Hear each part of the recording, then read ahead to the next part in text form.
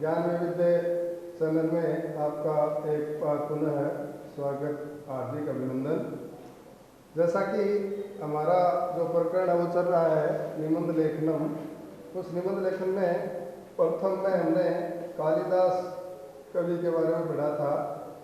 आज उसी प्रकरण के अंतर्गत हमारा जो प्रकरण होगा वो होगा भारतीय संस्कृति। तो सबसे पहले हम देखते हैं संस्कृति इति शब्द है कथम निष्पन्नम भवति। तो कहते हैं सम उपसर्ग पूर्वकम क्री धातोः निपत्ते कृते संस्कृति इति शब्द है निष्पन्नम भवति। संस्कृति जो शब्द है उसमें सम उपसर्ग क्री धातोः निपत्ते कृते संस्कृति जो शब्द है वो निष्पन्न होता है। संस्कार ही अब प्रश्न उठता है कि संस्कृति क्या है। तो सबसे पहले हम देखते हैं संस्कार ही संस्करणम एवं संस्कृति। हमें अपने जिस वंश में जिस कुल में हम जन्म लेते हैं उस कुल से हमें प्राप्त होने वाले जो संस्कार हैं, जो हमें अपने परिवार के वृद्धजनों से प्राप्त होते हैं, उन्हें संस्कार कहा जाता है। और उन्हें संस्कारों से निहित जो हमारे संस्कार हैं वो संस्कृति कहलाते हैं। कहते हैं संस्कृति ही जीवन से अनंत रंगम स्वरूपम प्रकाशयति। जो व्यक्ति संस्कारी होता है तो कहते हैं कि संस्कृति है वो जीवन का अनंत रंग, यानी हमारे अंतःकरण के जो भाव हैं उनको स्वरूप को प्रकाशित करती है। संस्कृति ही मानव जीवन से सुसंस्कृतम स्वरूपम वर्तते। कहते हैं कि संस्कृति ही मानव जीवन का सुसंस्कृत स्वरूप है। संस्कृति ही सभ्यतायाः जननी भवति। संस्कृति को ही हमारी सभ्यता की जननी कहा गया है। संस्कृति ही कस्यापि राष्ट्र से गौरवम प्रमाणयति। कहते हैं कि संस्कृति ही किसी भी राष्ट्र के गौरव को प्रमाणित करती है। भरतखंडे भरतानाम आद्याम संस्कृति आसी से भारतीय संस्कृति ही अस्ति। कहते हैं कि इस भारतवर्ष में भरतानाम यानी जिस राजा भरत के नाम पर हमारे देश का नाम भारत पड़ा, उनके समय से चली आ रही जो संस्कृति है वो आज भारतीय संस्कृति कहलाती है। भारतीय संस्कृति ही संपूर्ण मानव जीवन से कल्याणम वांछति। भारतीय जो संस्कृति है वो संपूर्ण मनुष्य जीवन का कल्याण करती है या कल्याण चाहती है। धर्म प्रधाना भारतीय संस्कृति। देखिएगा हमारी जो भारतीय संस्कृति है उस भारतीय संस्कृति में या कहें कि भारतवर्ष में अनेक विभिन्न धर्मों के जो लोग हैं वो इसमें रहते हैं। तो कहते हैं धर्म प्रधाना भारतीय संस्कृति ही। तो भारतीय संस्कृति है वो धर्म प्रधान संस्कृति है जो सर्वेभ्यो सदाचार पालन से उपदेशम ददाती। जो सभी को सदाचार पालन का उपदेश देती है। अस्याः आध्यात्मिक विचारः। और इस भारतीय संस्कृति में निहित जो आध्यात्मिक विचार हैं वो विश्व कल्याण के लिए हैं। यानी भारतीय संस्कृति में बहुत से आध्यात्मिक विचार हैं जिनको अपना करके व्यक्ति अपना कल्याण कर सकता है। भारतीय संस्कृति पारलौकिकी भावना। भारतीय संस्कृति में पारलौकिकी भावना, वर्णाश्रम व्यवस्था, कर्मवाद, पुनर्जन्म मान्यता, मोक्ष विषय धारणाएं जो है वो विशेष रूप से निहित है। जिसमें मनुष्य का कर्म क्या है, मनुष्य का पुनर्जन्म होता है या नहीं होता है, और मोक्ष प्राप्त करने के कौन कौन से मार्ग हैं उनको विशेषतया हमारी भारतीय संस्कृति में बताया गया है। जैसे कहा भी गया है धर्मेण हीना पशु भी ही समान। यानी धर्म से हीन है जो भी प्राणी है, जो भी व्यक्ति है, वो पशु के समान माना जाता है।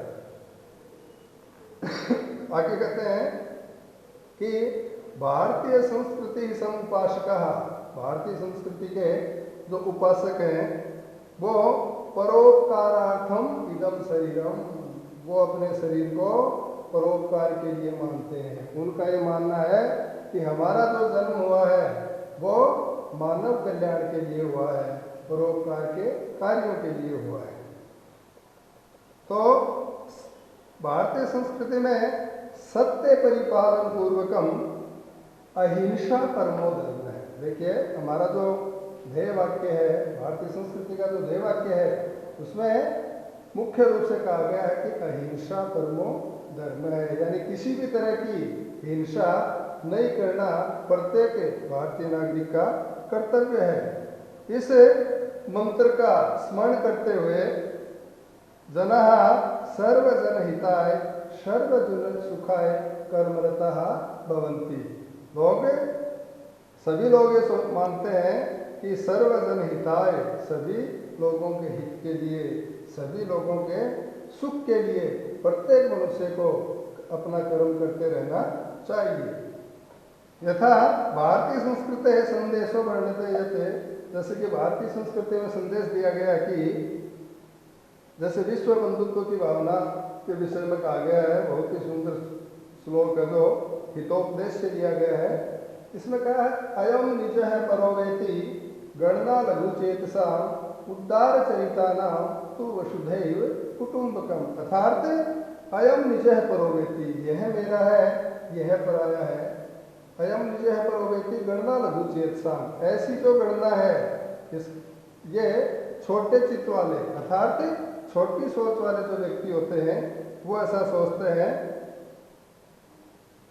और वसुध अयम निज परोवेति गणना लघु चेतसाम उदार चरिता नाम तु वसुधैव कुटुंबकम, लेकिन उदार हृदय वाले जो व्यक्ति होते हैं वो तो संपूर्ण पृथ्वी को ही अपने कुटुंब के समान मानते हैं।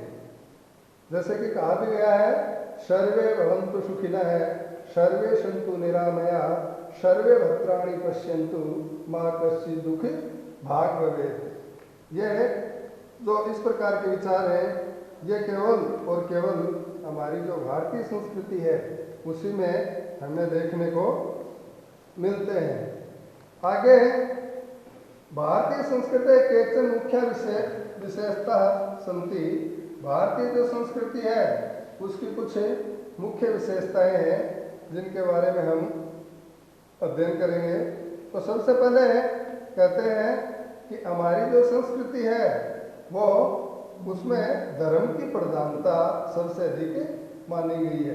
तो पहला जो हमारा बिंदु है वो है धर्म प्राधान्यम, धर्म प्राधान्यम, धर्म प्राधान्यम। तो हमारी संस्कृति में धर्म को सबसे अधिक प्रधानता दी गई है, प्रदान की गई है। तो कहते हैं भारतीय ऋषयो मनीषिणो विद्वांसश्च सर्वमपि सत्कार्यम धर्मेण संगम्यन्ति। ये जो भारतीय ऋषि मुनि विद्वान सभी जो हैं वो आदिकाल से ही, हमारी जो प्राचीन समय से ही भारतीय संस्कृति है उस भारतीय संस्कृति में निहित जो धर्म है उसकी रक्षा प्राचीन काल से ही करते आए हैं। तो मानवेषु धर्म प्राधान्यम एवं तान पशुभ्यो व्यवच्छेदयति, मनुष्य में धर्म की प्रधानता को मुख्य रूप से बताया गया है, क्योंकि जैसा कि पहले मैंने आपको बताया है धर्मेण हीना पशु भी समाना, कि धर्म से हीन जो व्यक्ति है वो पशु के तुल्य या पशु के समान माना गया है। जैसा कि कहा भी गया है धर्मो हि तेषां अधिको विशेष धर्मेण हीना पशु भी समाना। कहते हैं शास्त्राणि यव निर्दिशन्ति स एव धर्म है, यानी शास्त्र जो हमें निर्देशित करते हैं उसी को धर्म कहा गया है। जैसा कि पुरुषार्थ चतुष्टय अपि चार जो हमारे पुरुषार्थ हैं उन पुरुषार्थों में भी मोक्षातिरिक्तम धर्मस्य एवं मुख्यम के मोक्ष के अतिरिक्त जो धर्म है उसको ही मुख्य बताया गया है। कहते हैं धर्मेण हीना अवर्थ कामो निंदौ, धर्म से हीन अर्थ और काम ये दोनों ही हमारी भारतीय संस्कृति में निंदनीय बताए गए हैं।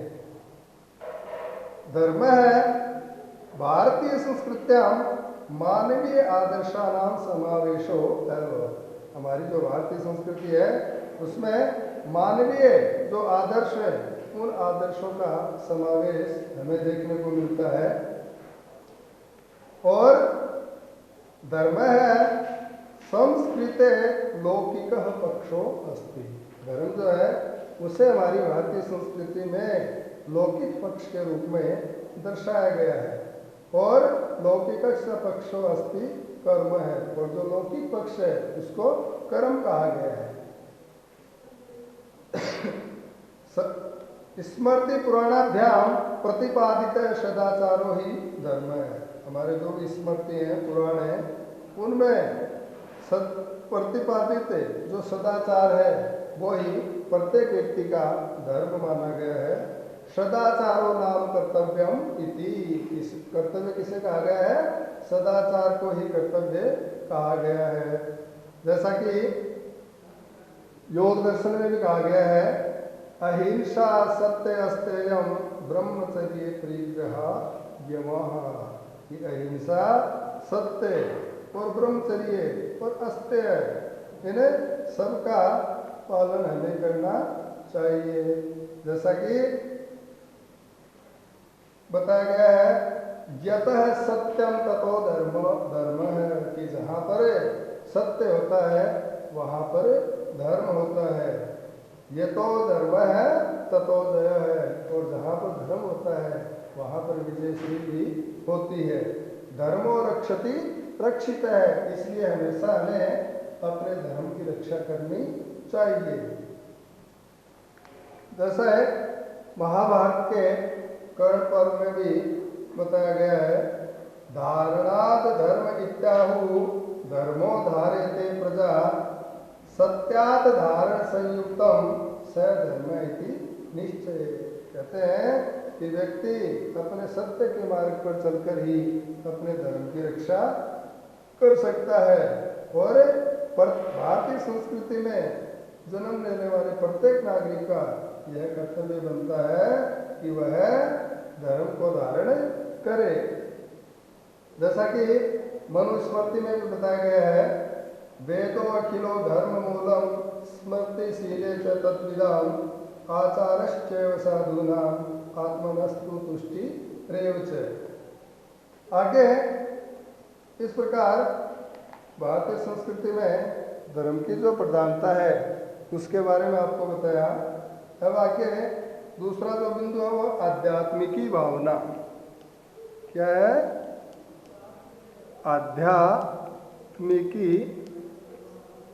भावना, आध्यात्मिकी भावना।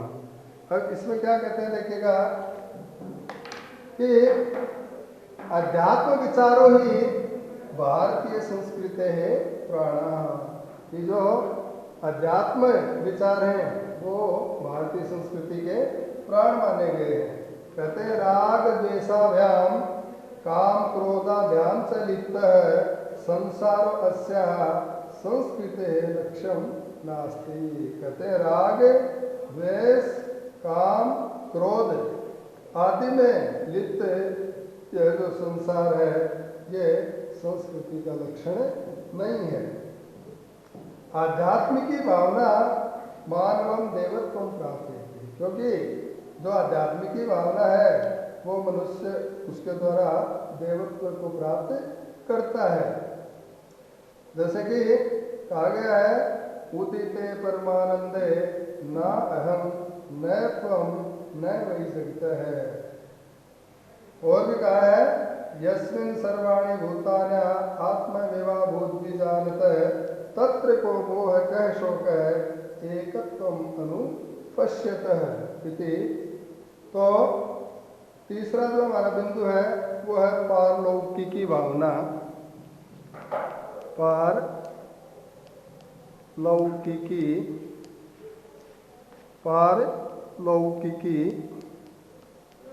भावना।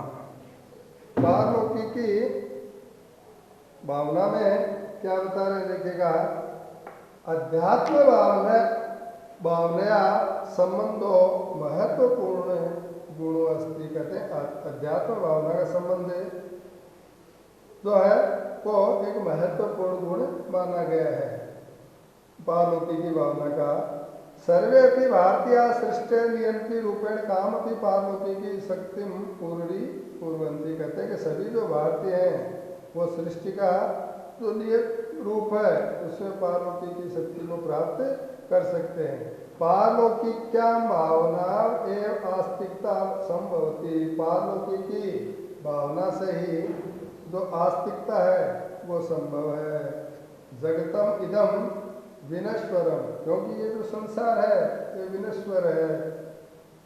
तो जैसे कहा गया है अस्थिरम जीवितम लोके अस्थिरा पुत्रधारश्च अस्थिरे धन यौवने क्षण विध्वंसिनः काया का चिंता मरणे रणे जातस्य ही ध्रुवो मृत्यु ध्रुवम जन्म मृतस्य च।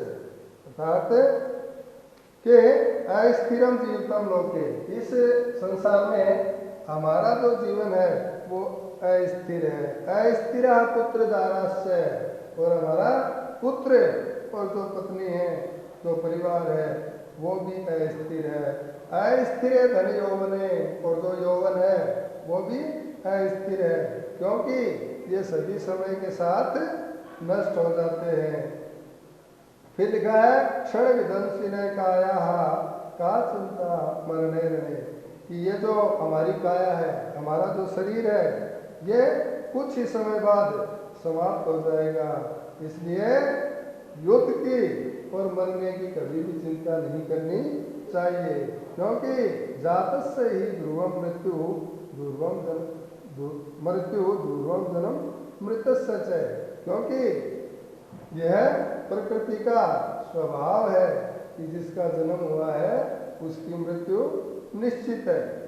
आगे चौथा जो बिंदु है वो है सदाचार पालनम। सबसे महत्वपूर्ण जो बिंदु है वो क्या है, सदाचार पालनम। सदाचार पालनम। अब इसमें देखिएगा कि सदा सिद्धांतम आश्रित सदाचार है सर्वोत्तमम तप इति तम पालयन्ति। कहते हैं आचार है परमो धर्म है।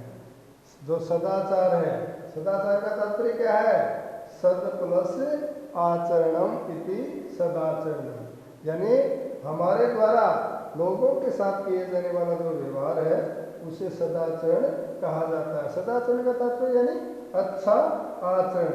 इस सिद्धांत को आधार मानकर सदाचार है सर्वोत्तमम तप इति तम पालयन्ति। जो सदाचार है उसको सबसे बड़ा तप माना गया है। सदाचार पालने ब्रह्मचर्य से विशिष्टम महत्वम।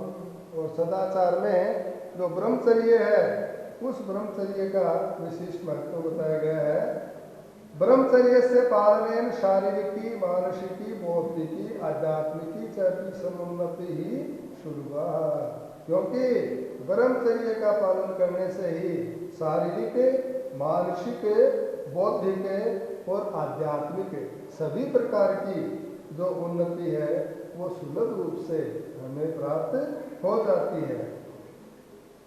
कहते हैं कि अथर्व वेदो उक्त्याम ब्रह्मचर्य पालने एवं मृत्युरपि वशीकर्तुम शक्यते। देखिएगा अथर्व वेद में कितनी अच्छी बात बताई गई है कि ब्रह्मचर्य पालने एवं, कि ब्रह्मचर्य के पालन के से ही या ब्रह्मचर्य के पालन के द्वारा ही मृत्यु को भी व्यक्ति अपने वश में कर सकता है। आगे जो हमारा बिंदु है उसमें बताया गया है कि यज्ञानाम प्राधान्यम, कि हमारी जो भारतीय संस्कृति है उस भारतीय संस्कृति में यज्ञों की जो प्रधानता है उसके बारे में बताया गया है। तो जो पांचवा बिंदु है वो है यज्ञानाम प्राधान्यम, प्राधान्यम, यज्ञानाम प्राधान्यम। तो वो प्राचीन काल की हमारी जो भारतीय संस्कृति है, जो आश्रम कालीन जो शिक्षा थी, जो पद्धति थी, उस समय आश्रमों में यज्ञों का बहुत अधिक महत्व था।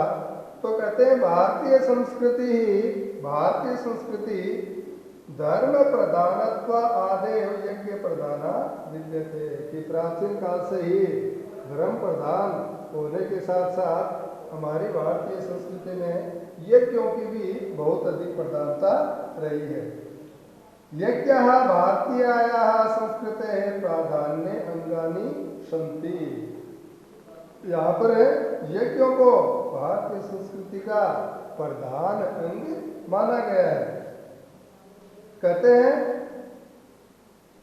आत्म लाभैक चिंता विहाय, व्यक्ति को अपने आत्मलोभ को छोड़ करके लोकहित कामना से किए जाने वाले जो सभी कार्य हैं वो यज्ञ होता है। सर्वेषां कामानां पूर्ति यज्ञ एव भवितुम अर्हति। कहते हैं कि सभी कामनाओं की जो पूर्ति है वो यज्ञ के द्वारा हो सकती है। जैसा कि गीता में भी भगवान श्री कृष्ण ने कहा है, कर्म ब्रह्मोद्भवम विद्धि ब्रह्माक्षरम समुद्भवम तस्मात् सर्वगतम ब्रह्म ब्रह्म नित्यम यज्ञ, तस्मात् सर्वगतम ब्रह्म नित्यम यज्ञ प्रतिष्ठितम। बहुत ही सुंदर बात कही गई है जो भगवत गीता से ली गई है। आगे बताए गए हैं जो बिंदु है वो है पुरुषार्थ, पुरुषार्थः, पुरुषार्थः, पुरुषार्थ, पुरुषार्थः। तो इसमें क्या कहा गया देखिएगा कि पुरुषैः प्रार्थयन्ते ये ते पुरुषार्थः इति व्युत्पत्ति आधारेण मानवैर अर्थमानानां पदार्थानां अपरम नाम पुरुषार्थ। क्या कहते हैं? मानवैः अर्थमानानां पदार्थानां अपरम नाम पुरुषार्थ है। तो अब पुरुषार्थ की इस उत्पत्ति के बाद जो पुरुषार्थ है वो चतुर्विध होती है। पुरुषार्थ कितने माने गए हैं? 4 प्रकार के माने गए हैं, जिनमें क्या है? धर्मार्थ काम मोक्षाणाम, धर्म अर्थ काम और मोक्ष, इस प्रकार से पुरुषार्थ हैं। उसके 4 भेद होते हैं, 4 प्रकार का होता है। तो कहते हैं इदम ही पुरुषार्थ चतुष्टयम, ये जो चारों पुरुषार्थ हैं ये भारतीय संस्कृति है, भारतीय संस्कृति के अति महत्वपूर्ण अंगम मन्यते या अंगम आस्ते। जो चारों पुरुषार्थ भारतीय संस्कृति के अति महत्व अंग माने गए हैं। कहते हैं लौकिक पारलौकिक कयोर अभ्युदय हो साधनम धर्म है। लौकिक और पारलौकिक जो साधन है जिनका अभ्युदय हुआ वही धर्म है।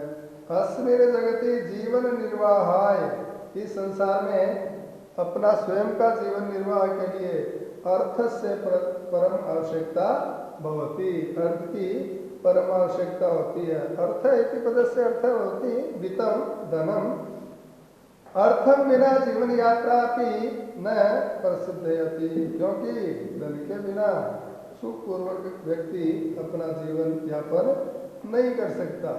तो कहते हैं अर्थ से प्रथम आवश्यकता भवती, कहते हैं जीवन को सुखपूर्वक जीने के लिए या जीवन निर्वाह के लिए अर्थ की परम आवश्यकता होती है।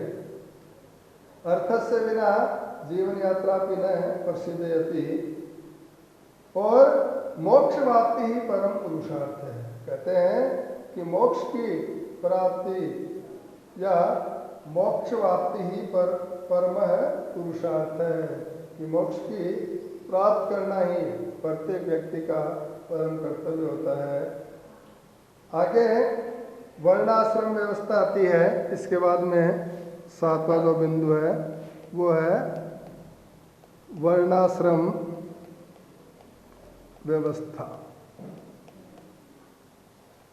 वर्णाश्रम व्यवस्था, इसमें क्या कहते हैं कि भारतीय मनीषी है, जो भारतीय ऋषि मुनि हुए हैं, कार्य कुशल दृष्टिया, कार्य और कुशलता की दृष्टि से, पुरुषार्थ सिद्धि दृष्टिया से और पुरुषार्थों की सिद्धि की दृष्टि से समाजम चतुर्षु वर्णेषु विभज्य, इस समाज को 4 भागों में विभाजित करके शतवार्षिकम मानव जीवनम से 100 वर्ष का जो मनुष्य जीवन है उस जीवन को चतुर्षु आश्रमेषु व्यवजन्ते, 4 आश्रमों में विभाजित किया है। कितना है? मनुष्य का जो जीवन है वो कितना बताया है? 100 वर्ष का, और इस 100 वर्ष को 4 भागों में विभाजित किया गया है। और इन 4 भागों में क्या बताया गया है? पुरुषार्थ वर्णाश्रम बताया गया है। तो वर्णाश्रम में देखिएगा, प्रत्येक जो आश्रम है जिसमें ब्राह्मण, क्षत्रिय, वैश्य और शूद्र, ये 4 वर्ण बताए गए हैं। और प्रत्येक वर्ण की जो अवधि है वो पंचविंशति यानी 25 वर्ष निर्धारित की गई। तो इसके आधार पर मनुष्य का जो जीवन माना गया वो 100 वर्ष का माना गया। जैसा कि लिखा है, अध्यापनम अध्ययनम ये जन्म या जन्म तथा दानम प्रतिगृह्यव सत्कर्मण्य अग्र जन्मन है। मनुस्मृति में कहा गया है, सम्मोदम तपशोचम शांतिर आर्जवमेव च ज्ञान विज्ञानम आस्तिक्यम ब्रह्म कर्म शवभावजम। कहते हैं अब ये जो 4 वर्ण बताए गए हैं, इन 4 वर्णों में, इन वर्णों का जो विभाजन है वो भी कर्म के आधार पर किया गया। तो इन 4 वर्णों का ब्राह्मण, क्षत्रिय, वैश्य और शूद्र, इनका कार्य क्या था? कहते हैं कि गीताया श्लोकेन च ब्राह्मण से कर्तव्यम, ये जो हमने गीता का श्लोक पढ़ा, इस श्लोक में ब्राह्मण के जो कर्तव्य बताए गए हैं वो है देशस्य ब्राह्मण के कर्तव्य देशस्य रक्षणम क्षत्रियस्य परमो धर्म है। अर्थात देश की रक्षा करना क्षत्रिय का परम धर्म बताया गया। और कृषि गोरक्षा वाणिज्यम से वैश्य से प्रमुखम कर्म है। कृषि कार्य है, गोरक्षा है, व्यापार है, ये वैश्य का प्रमुख कर्म बताया गया। ब्राह्मणानाम यज्ञ कर्म अनुष्ठान है, और ब्राह्मणों का जो कार्य था वो था यज्ञ कर्म अनुष्ठान आदि करना। शूद्राणाम श्रम साध्यम शारीरिकम से सहायम आवश्यकम, और शूद्रों का जो कार्य था वो था शारीरिक परिश्रम। इसके बाद में ब्रह्मचर्य, गृहस्थ, वानप्रस्थ, संन्यास 4 एतः आश्रम। तो ब्रह्मचर्य, गृहस्थ, वानप्रस्थ और संन्यास, ये 4 आश्रम बताए गए हैं। सर्वोपि मानव है, सभी मनुष्य स्ववयो अनुरूपम आश्रयत, अपनी आयु के आधार पर आश्रयत इनको अपनाते थे। आगे हमारी भारतीय संस्कृति में जो अगला बिंदु है वो है षोडश संस्कार। षोडश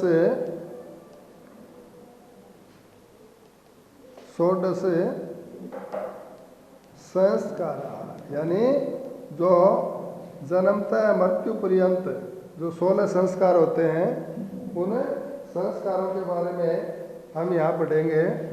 16 संस्कार। तो क्या कहते हैं कि भारतीय 16 संस्कार न तु कारः इति कारः। तो कहते हैं भारतीय संस्कृति में मानव कल्याण दृष्टिया विधिवत क्रियमाणं कार्यं संस्कारम् इति उच्यते। पुनः एक बार पश्यतु। भारतीय संस्कृतौ मानव कल्याण दृष्टिया विधिवत क्रियमाणं कार्यं संस्कार इति उच्यते। कि भारतीय संस्कृति में मानव कल्याण की दृष्टि से विधिवत किए जाने वाले कार्य संस्कार कहलाते हैं।